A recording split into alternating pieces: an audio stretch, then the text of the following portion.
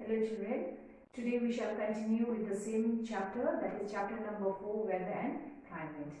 So in the previous class we discussed about the meaning of weather and climate, the difference between the weather and climate and some of the terms which are related to the topic, that's weather and climate. Okay, so today we shall discuss about the different elements of weather and climate. So as you know that the climate of a place or the weather and climate of a place, it can be understood, okay, with the help of the certain elements only. So they are, first one, temperature, atmospheric pressure, wind, humidity, cloud cover, etc. Okay, so first let's talk about the temperature. Now what actually is the temperature?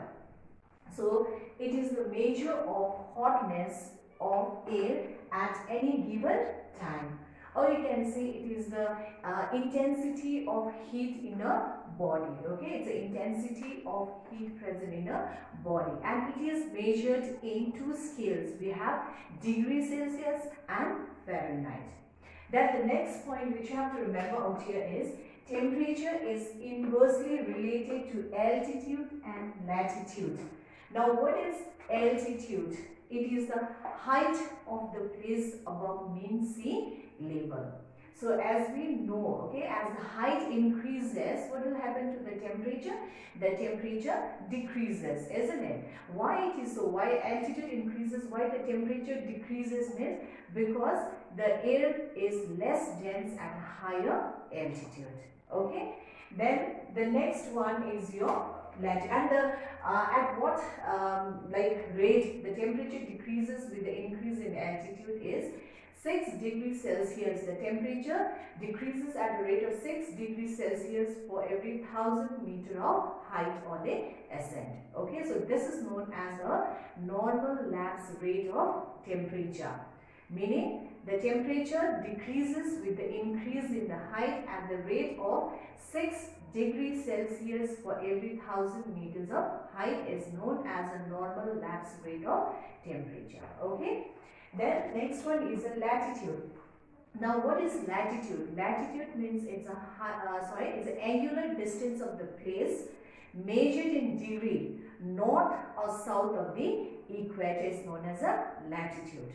Now in terms of latitude, okay, like as we move away from the equator towards the poles, so what will happen to the temperature? It decreases due to the increase in the inclination of the sun rays. Now as you know, our earth is divided into 3 heat zones. You know that, isn't it? The thermal zone, torrid, temperate and the frigid zone.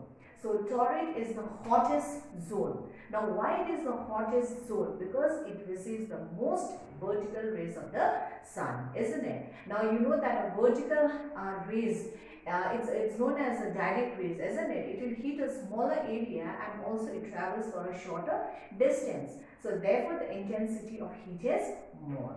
And in case of your temperate zone, it is a zone which is neither very hot nor very cold. It receives the slanting rays of the sun.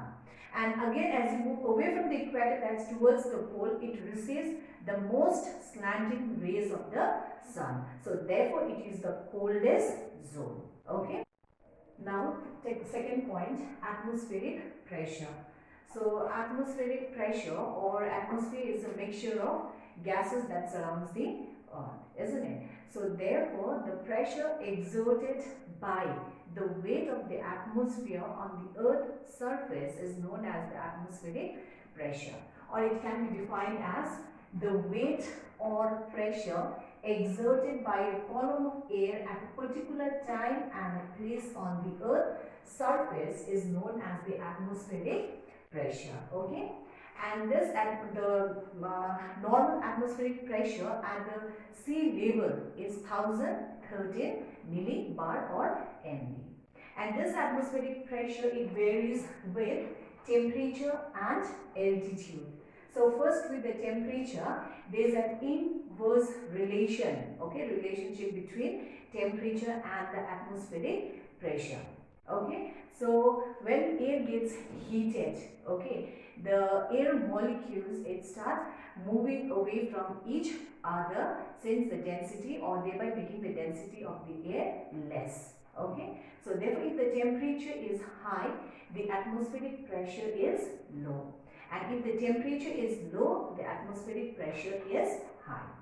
Then second one is the altitude. The atmospheric pressure, it decreases with the increase in altitude. Okay, at the surface of the earth, the atmospheric pressure is dense, but as we move upward, what will happen to this atmospheric pressure?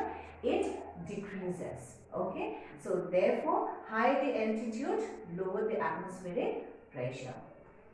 Then next one is your wind. Now what is a wind? Wind is a horizontal movement of the air from a region of high pressure to the region of low pressure, or we can say from cold area to the hot area. Now humidity, okay, it's another important element of weather and climate. So what is humidity? It is the amount of water vapor present in the air, or the moisture contained in the air is known as a humidity. Okay, and there are two types of humidity, absolute humidity and relative humidity. So for this, please refer your textbook on page number 26 and 27. Now what is absolute humidity? It's the actual amount of water vapor present in the air, okay, in a partial of air at any particular temperature is known as the absolute humidity, and it is measured in gram per cubic meter. So please remember, the actual amount of water vapor present in the air measured in gram per cubic meter is known as the absolute humidity. Then we have next one, the relative humidity. Now what is it? It's a ratio, okay, here in the book, see, it's a ratio between the actual amount of water vapor present in a given partial of air at any given temperature to the maximum moisture carrying capacity of the same volume of air at the same temperature.